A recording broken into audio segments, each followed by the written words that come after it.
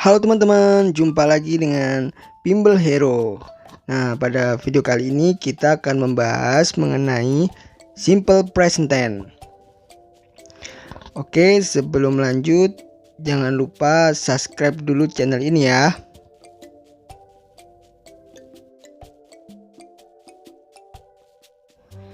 Oke teman-teman, mari kita mulai pembahasannya. Kita mulai dari bentuk kalimat positif untuk simple present tense.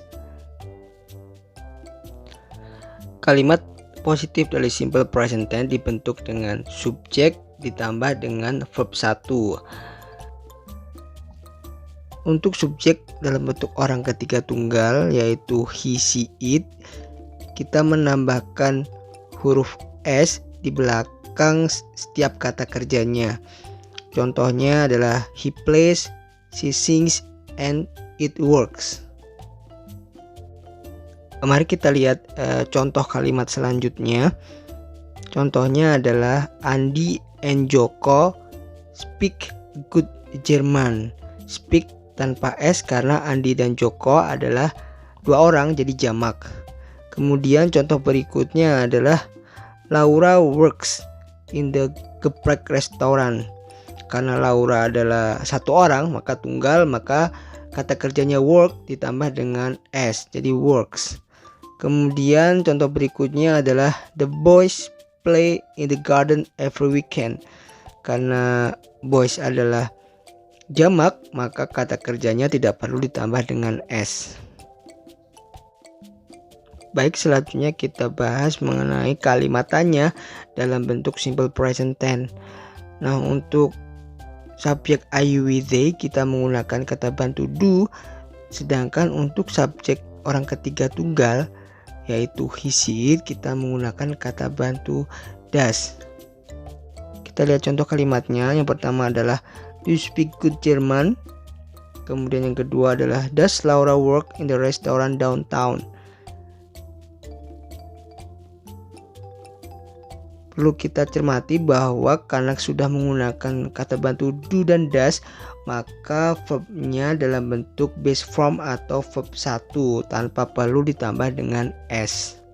Selanjutnya adalah bentuk negatif dari kalimat simple present tense.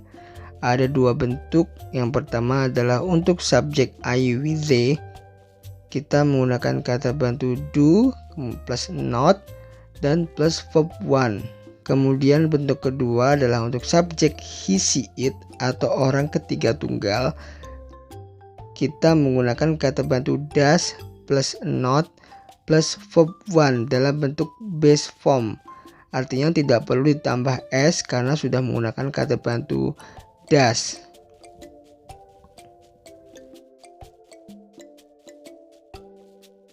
Mari kita lihat contoh kalimatnya. Yang pertama adalah no, I don't speak German.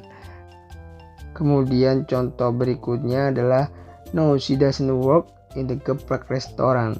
Karena sudah ada kata bantu does, maka worknya dalam bentuk base form tanpa perlu ditambah dengan s. Kemudian kita bahas mengenai kegunaan dari simple present tense. Yang pertama adalah untuk memberikan suatu pendapat atau opini. Contohnya adalah I like ice cream. Kemudian untuk membicarakan jadwal, contohnya adalah the library opens at 8.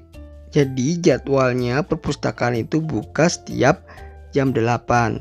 Kemudian adalah untuk membicarakan kebiasaan sehari-hari atau aktivitas rutin. Contohnya adalah Sarah eats a cheese for breakfast every day. Jadi kebiasaan Sarah setiap hari adalah sarapan dengan keju. Kemudian kegunaan berikutnya adalah untuk membicarakan fakta atau kebenaran yang tidak bisa dibantahkan. Contohnya adalah the earth circles the sun. Bumi mengelilingi matahari. Jadi memang faktanya bahwa bumi mengelilingi matahari. Dan hal tersebut sudah pasti benar dan tidak bisa dibantahkan. Untuk kalimat seperti itu kita menggunakan simple present tense. Contoh berikutnya adalah the moon doesn't circle the sun.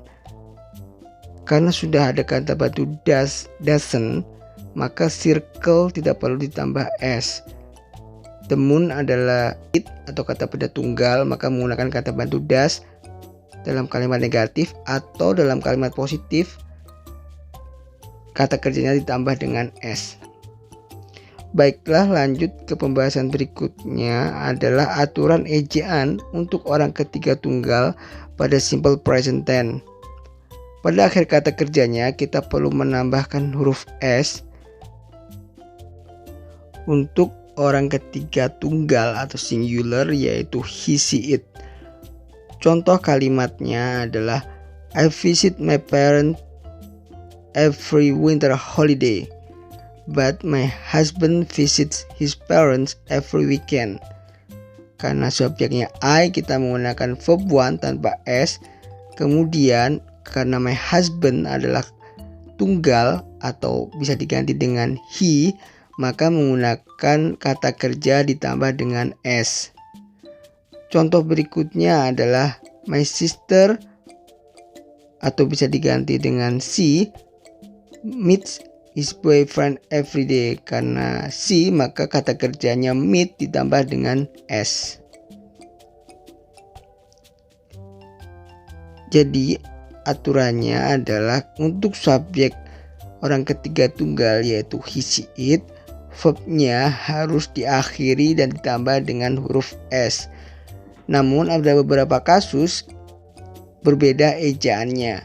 Berikut ini contohnya.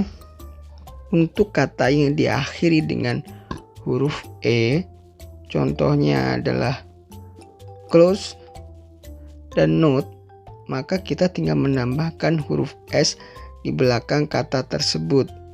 Kemudian untuk kata yang diakhiri dengan huruf vokal dan huruf y, maka kita tinggal menambahkan huruf s di belakang kata tersebut.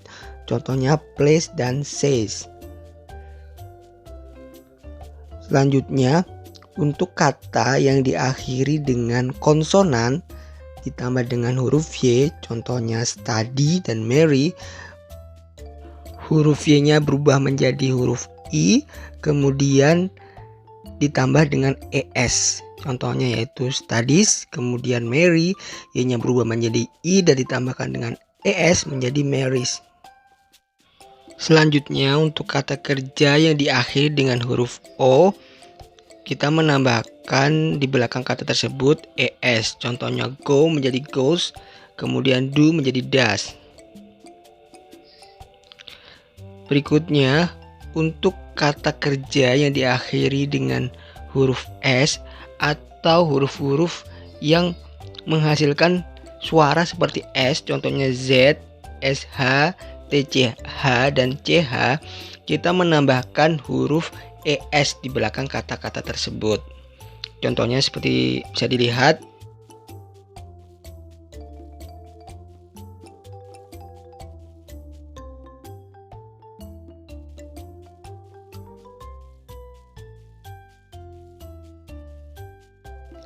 Berikutnya ada pengecualian untuk kata kerja have yang artinya mempunyai berubah bentuk menjadi has ketika digunakan untuk subjek orang ketiga tunggal. Contohnya adalah she has one sister. Sebaliknya I have three sister. Jadi ketika subjeknya orang ketiga tunggal yaitu he, she, it, maka menggunakan kata kerja has bukan have. Berikutnya untuk kalimat tanya atau interrogatif kita menggunakan kata bantu do dan does. Contoh kalimatnya, do you like the house? Dan does she go to school? Karena sudah menggunakan kata bantu does, maka verbnya yaitu go menggunakan verb one. Kata bantu does digunakan untuk subjek orang ketiga tunggal yaitu he, she, it. Hal lain yang perlu diperhatikan adalah terkait dengan penambahan huruf s di belakang kata kerja. Huruf s ini tidak perlu ditambahkan ketika digunakan dalam bentuk kalimat negatif atau contoh sebelumnya yaitu kalimat tanya atau interrogatif. Contoh kalimatnya, yaitu does he speak Italian. Karena sudah ada kata bantu does, maka speak dalam bentuk verb 1 atau base form. Kemudian do they play football? Dan selanjutnya she doesn't like pizza. Karena sudah ada doesn't, maka like dalam bentuk base form atau verb 1 tanpa perlu ditambah dengan s. Selanjutnya don't adalah bentuk pendek dari do not. Kita bisa menggunakan kedua-duanya tanpa ada perbedaan makna. Selanjutnya yang terakhir adalah bahwa doesn't itu adalah bentuk pendek dari does not. Tidak ada perbedaan arti dari dua frase tersebut, jadi kita bisa memilih salah satunya. Kita bisa menggunakan does not atau doesn't.